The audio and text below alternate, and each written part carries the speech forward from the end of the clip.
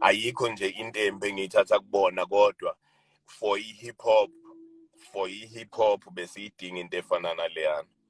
For hip hop besiyifuna into efana naleya eclean, into engenanhlamba, angithuki umuntu, angifaki ifamily yamuntu, akunanhlamba, into nje eclean, you understand? Kodwa ngaphandle kokuchaza nje okuningi, i-hip hop into efana naleya besiyifuna, besiyidinga ukuthi ibuye. So uyabona nje manje isespacini esiright sokuthi noma ubani angenza noma yini right, uyabona?